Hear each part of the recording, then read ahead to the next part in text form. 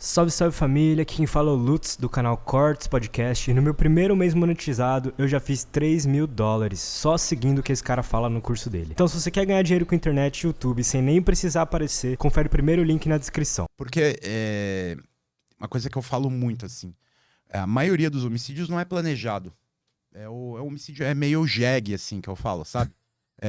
O cara mata no calor do momento ali, ou mata na raiva, no ódio, e não pensa o que vai fazer depois. Uhum. Entendeu? E depois ele vai improvisando. Matei. Puta, e agora? O que eu faço? Aí que começam a vir as cagadas, entendeu? Os furos que cabe a gente preencher com as coisas que a gente vai encontrando. Entendeu? Então, a maioria dos homicídios não é planejado. Que tipo de furo tu encontra? Teve algum furo, algum cara que matou alguém e depois fez muita cagada, assim? Pô, de pensar, porra, faz direito esse homicídio. Cara, tem um caso relativamente recente. Quando eu falo recente, é tipo de 5 anos pra cá, tá? Que é o tempo que é meio que o tempo médio que uma prova deve ser guardada, né? É o tempo que se espera que uma ação transite em julgado. Tá? Às vezes, geralmente demora mais, né? Porque o que não falta no Brasil é recurso. Então, assim, recurso demora mais. Mas eu chamo de 5 anos pra cá. Esse caso é de 2019. Eu tava de plantão, eu tava 24 horas de plantão. Durante o dia, se eu não me engano, não aconteceu nada. Começou o plantão noturno, eram umas 22 horas. A gente recebe Porque é importante falar isso daí. O DHPP não vai para um local de crime, viu no Datena ali que tem um local de crime. O DHPP não vai automaticamente. O DHPP precisa ser solicitado. É uma equipe especializada. Totalmente especializada. Feita para trabalhar naquilo. Primeiro vai a polícia. Primeiro vai acontecer um PM, crime, o né? normal é ligar 190. Então vai a PM olha lá, fica uma equipe ali preservando o local de crime. Uma outra viatura vai até a delegacia de polícia daquela área e informa o delegado de polícia. Ó, doutor, a gente está vindo da rua tal, tem um corpo lá, aparentemente o SAMU já passou por lá, o resgate já passou por lá. Eles constataram que o cara tomou uns tiros. Né? Tem, tantas perfurações, ou tomou uma facada. Às vezes a faca tá ainda cravada na pessoa, mas assim... a PM leva a ocorrência à autoridade daquela área. A autoridade daquela área, o delegado de polícia, junto aos investigadores, vão ao local de crime para tentar achar testemunhas. Né? Então, assim, porque quanto mais rápido você vai para o local de crime, você tenta arrolar as testemunhas, tenta achar gente, filmagem, melhor, né? A gente é uma corrida contra o tempo, uma investigação de homicídio. Quanto mais rápido você faz as coisas, né? Você faz as coisas que têm que ser feitas no local de crime, mais chance você tem de esclarecer aquele crime. Conforme o tempo vai passando, a probabilidade daquele crime ser resolvido vai caindo. Isso é uma coisa que se vê em filme, né? É bem real isso mesmo. Aquelas primeiras horas são muito importantes. Então o delegado vai até o local. Se ele viu assim que não tem testemunha, ou que ninguém faz nem ideia de quem possa ter cometido aquele crime, a gente chama isso de um crime de autoria desconhecida. E aí que vai para vocês. Aí o delegado de polícia, ele pede um assessoramento ao DHPP.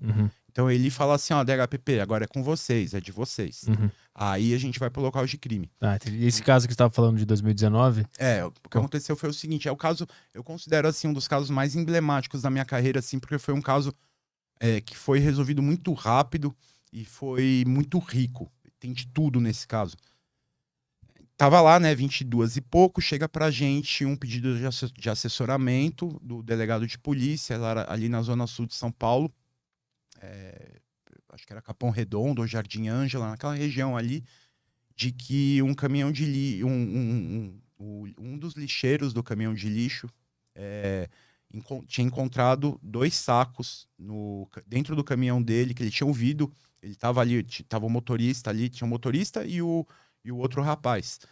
O outro rapaz foi correr a rua para trazer os sacos de lixo, o motorista ouviu um barulho assim de 2 coisas muito pesadas sendo jogadas na caçamba. E ele sabia que o parceiro dele tava lá pra frente da rua, que não tinha sido ele.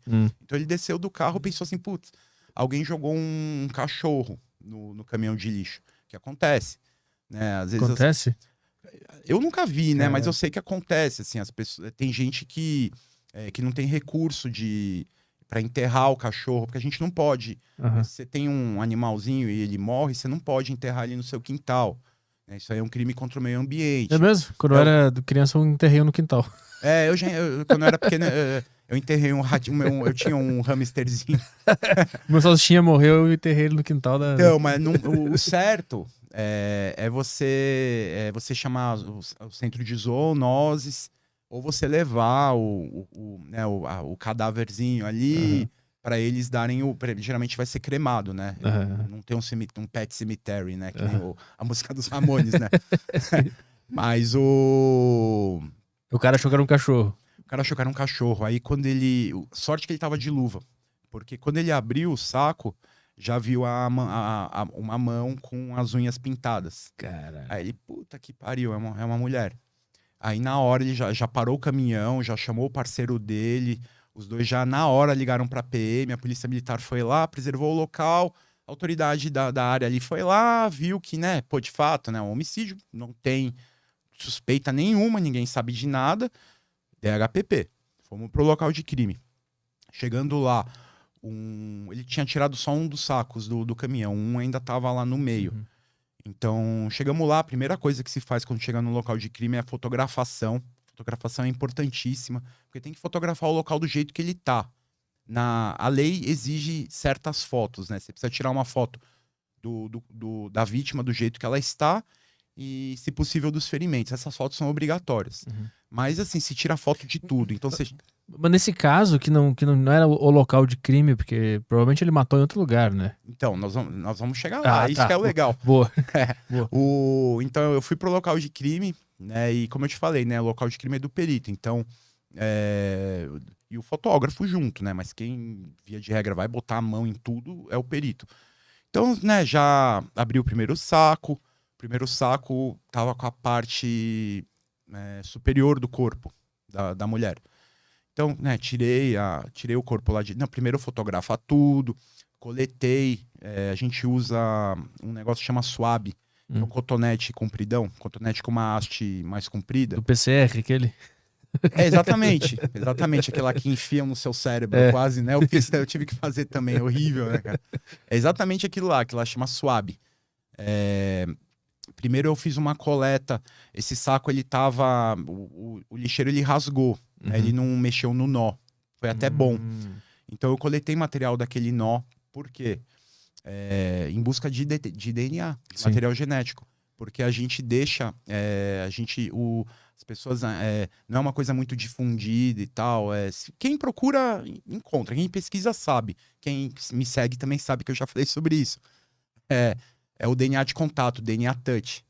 Que são as células epiteliais descamativas que a gente vai deixando em tudo que a gente encosta. Naturalmente, todo mundo tá fazendo isso agora. Desse microfone aqui deve ter, né, material genético de muita gente. No microfone aqui mesmo, a minha saliva. Eu tô deixando material genético aqui. Tô deixando aqui no sofá. Eu posso não estar deixando impressão digital, mas eu tô deixando meu DNA. Porque, dependendo da superfície, a impressão digital, ela não pega. Não é que não pega, você não consegue revelar. Ah, entendi. Entendeu? Você não consegue fazer o levantamento daquela impressão digital, porque é uma superfície rugosa, áspera, diferente de um vidro. E mesmo assim, nem sempre num vidro você consegue, porque as pessoas não vão e colocam bonitinho o dedo e depois tira, que nem quando você vai tirar o RG. Você precisa ficar lá e... Você vê como demora pra pegar? Às vezes não pega, o cara tem que ficar limpando. Impressão digital resolve muito caso também, mas não é sempre que vai ter. A partir do momento que tem, pô, ótimo, é uma excelente ferramenta. Agora a gente tem uma outra ferramenta que é mais moderna, que é o DNA touch, DNA de contato, DNA epitelial. É o DNA que a gente vai deixando em tudo que a gente encosta. Então, eu primeiro, né, fiz uma coleta desse material dos nós, porque o cara que deu o nó, ele fez força ali. Então, assim, ele fez uma fricção legal, até para carregar o saco, Uhum. né? Os sacos, né? Porque eram 2. E então coletei desse nó, aí eu tirei a parte superior lá do saco, o plástico. Isso que eu queria te perguntar. Quando tu faz esse tipo de coisa, como é que a tua cabeça funciona nesse momento? Tu consegue se distanciar do fator humanitário, assim? Sim, total. Eu nunca tive problema com isso, assim, eu entrei na perícia para fazer o que eu faço hoje, sabe? Era o que eu sempre quis, trabalhar em locais de crime de homicídio. No começo, eu fiz um pouco isso, né? Porque não são todos os homicídios que é o DHPP que atende. Os que, quando o delegado vai pro local e tem uma testemunha, fala, ó, foi o João. Aí esse delegado e esse investigador vão atrás do João para já resolver. Uhum. Esse caso não chega pro... Via de regra, não vem pro DHPP. Uhum. Mas quando tu pega a pessoa morta, ele tira do saco, hoje... Como é que a tua cabeça funciona naquele momento? Tu tem que criar um bloqueio automático pra não se importar com aquela cena horrível? Então, Como é que funciona a cabeça? Depende um pouco do tipo da vítima, sabe? Pô, sou ser humano, né? Então, assim, tem coisas que me afetam, né? Tipo, criança, né? Eu fiz centenas de casos de aborto, por exemplo, ou de infanticídio, que é quando a mãe mata a criança depois que ela nasce. Por estar no estado puerperal, que é aquele estado psicológico que algumas mulheres, após o parto, ficam. É uma depressão muito forte, ou um descontrole emocional. É uma coisa biológica que tem, para algumas mulheres é mais forte, para outras não é. Para outras, o estado puerperal é uma extrema necessidade de carinho. Para outras, é uma repulsa. Entendi. Sabe? Tipo, aquilo isso não é meu. Sabe? Acontece, não é culpa da pessoa, é uma coisa que é biológica, né? Bioquímica, né? Então, quando uma mãe tem que ser obrigatoriamente a mãe. Se for o pai, já é homicídio. Entendi. Se a mãe, no estado puerperal, aí a jurisprudência, né? Os juristas debatem quanto tempo dura esse estado puerperal. Via de regra, ali, 24 horas. Mas pode ser menos, pode ser mais. Isso aí cabe a um psicólogo ou um psiquiatra depois avaliar. Se de fato, porque o infanticídio tem a pena menor do que a do homicídio. Porque leva-se em consideração esse fator humano da mulher. Ela não estava 100% dentro da normalidade dela. Ela estava realmente afetada por condições hormonais. Então, fiz muitos casos desses. Então, assim, quando eu era bebê, criança, assim, era uma coisa que era um pouquinho mais difícil, sabe? Eu fazia não era... óbvio, né? Eu conseguia me distanciar, mas não é, assim, me incomodavam mais. Nesse caso do lixo, por exemplo, quando tu tá trabalhando ali, é só profissional, assim, essa parte tu já conseguiu treinar ela pra não agir ali na hora? Desde o começo, né? Com isso eu nunca tive problema. Entendi. O que fica passando pela minha cabeça é justamente aquilo que a gente estava falando no começo. Eu não posso errar. Entendi. Eu só tenho uma chance de fazer isso. A partir do momento que eu passei o suave ali no nó, se eu passei errado, se eu usei álcool em vez de usar água destilada ou soro fisiológico para umedecer aquele suave, eu posso contaminar e não tem outra chance de fazer, não dá para fazer de novo. Eu já estraguei. Tão focado nesses detalhes. Eu fico, uma coisa que me preocupa muito é isso. É aquilo que a gente tá falando. Eu não posso errar. Eu só tenho uma chance. Às vezes é uma gotícula de sangue. Se eu coletar errado, ou se eu coletar e não deixar secar, deixar mofar, eu estraguei tudo. E a responsabilidade é minha, eu vou responder por isso. E o fato de ter um corpo morto ali, porque se eu fosse pegar ali, eu ia sair chorando, gritando, ou dá muito medo, alguma coisa assim. Não sente, cara, nada disso? Não, assim, de verdade, isso eu não sinto. É óbvio que em certas situações você sente, sei lá, quando o corpo tá tá muito putrefeito, né? Já tá há muitos dias. Mas é uma relação biológica do fedor. Aí puta, né? Que cheiro, né? Entendi. Mas assim, você faz o trabalho do mesmo jeito. Eu consigo, por mais que tenham os fatores humanos ali, muitas vezes tem a família ali chorando, ou a família te xingando. Xingando? Pô, acontece bastante. Porque o cara, assim, uma pessoa que ele amava morreu, né, foi morta, né? Não foi uma morte natural, foi uma morte violenta. E ele não tem quem direcionar a raiva. Ou muitas vezes ele até sabe quem foi, mas, assim, ele não vai mexer com a pessoa, sabe? Porque muitas vítimas de homicídio são vítimas do crime organizado. É uma pessoa que estava devendo pro dono da biqueira, ou ele pegou a ex-mulher do traficante. Então, assim, às vezes a família até sabe, mas não vai falar e tá com muita raiva. Então, assim, quem que é mais fácil ele xingar? E hoje em dia não é, cada vez mais. Xingar o polícia ali. Nossa, várias vezes já fui chamado de carniceiro, não vai botar a mão no meu filho. Caralho. E assim, eu tô lá pra ajudar. Sim. Entendeu? Eu tô lá pra resolver. Tentar resolver, né? Óbvio, né? Junto com a investigação, tudo. Então, assim, o nosso intuito ali não é... Eu não tô lá pra zoar o corpo, não tô lá pra praticar vilipêndio de cadáver. Uma vez me perguntaram, o trabalho que você faz não é um vilipêndio de cadáver? Qual que é a diferença do que você faz pro cara que vai no cemitério e arromba lá um... Eu falei, caralho, mano, eu tô lá pra justamente... Eu tô lá justamente pra dar a última voz àquela vítima. O nosso trabalho é esse. É dar... O cara tá morto. Eu estou lá para dar a última oportunidade dele ter a sua honra preservada ali no local. O melhor jeito para você honrar um morto, você policial honrar um morto, é descobrir quem matou. Então, assim, eu tô lá para ajudar, eu não tô lá para tipo, eu cortar a roupa do cadáver, não é uma agressão. Uma vez um irmão de uma vítima, num caso de suicídio, não queria deixar eu cortar a camisa dele de jeito nenhum, porque era a camisa do Corinthians. Não vai cortar um manto. Eu falei, meu amigo, eu não sou corintiano, cara, mas eu não tô fazendo isso pra zoar o Corinthians. Não é só porque eu sou palmeirense, eu sou paulino. Eu não é porque... eu quero sacanear aqui. Não, eu tô cortando justamente pra ver se não foi um homicídio, se ele não tem um outro ferimento e quiseram tentar fazer parecer um suicídio. Então, nesse caso aí da moça, eu agi assim, é um caso diferente, né? Não é todo dia que isso acontece. Porque o que aconteceu foi o seguinte... Ela foi cortada ao meio, foi colocada em 2 sacos de lixo e foi jogada no caminhão de lixo. Não é todo dia que uma pessoa é cortada ao meio e jogada no caminhão de lixo.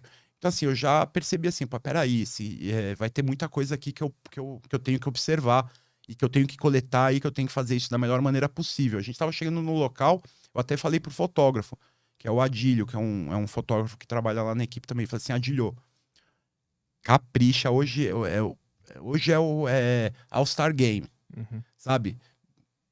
Hoje vamos ficar lá o tempo que for preciso, fotografa tudo que vai, não economiza foto, porque né, hoje é foto digital, né? Então assim, tira foto de tudo, presta atenção aqui, vamos trabalhar junto, vamos rachar esse caso, vamos resolver. Preenche esse cartão de memória aí. Preenche esse cartão de memória, se precisar a gente compra mais outro. enche o cartão de memória. E às vezes, realmente, você precisa de um outro cartão de memória, porque não sei se até eu não lembro se ela comentou, mas eles procuram tirar foto com uma boa resolução para depois você poder aumentar. É pesado o arquivo, né? Fica pesado. Cada foto, são fotos grandes, né? São fotos de uma boa resolução.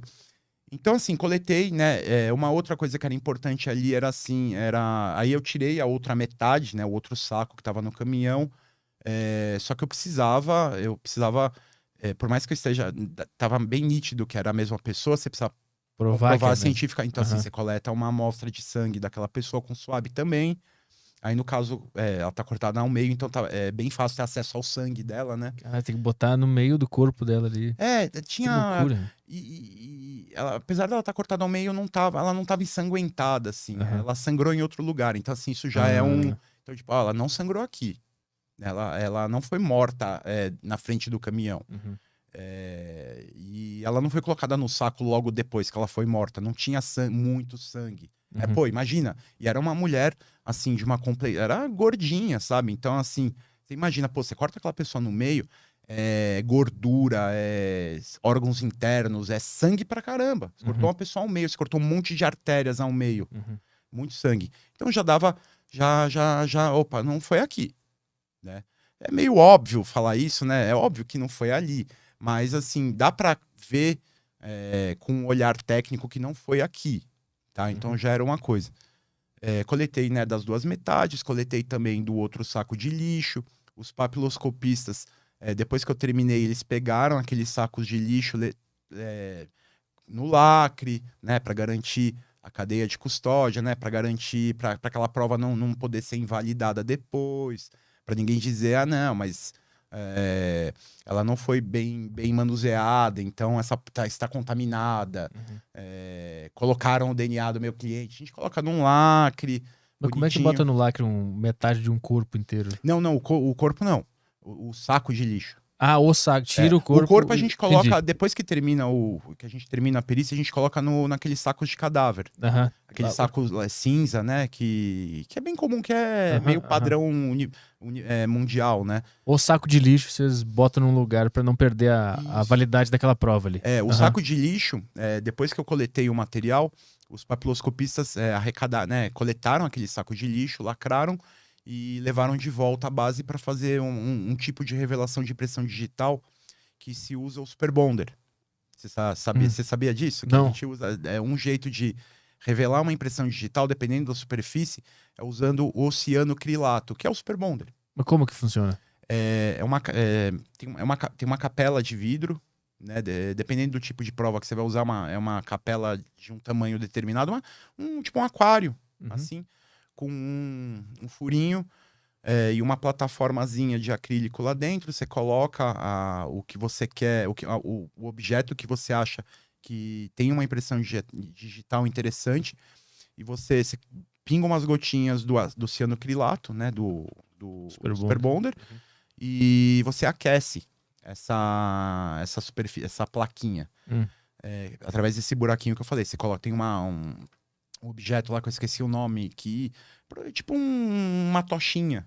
Você acende aquilo, ele vai começar a produzir um vapor, tem que ser dentro de uma capela, porque aquilo é altamente tóxico, né? E gruda, né?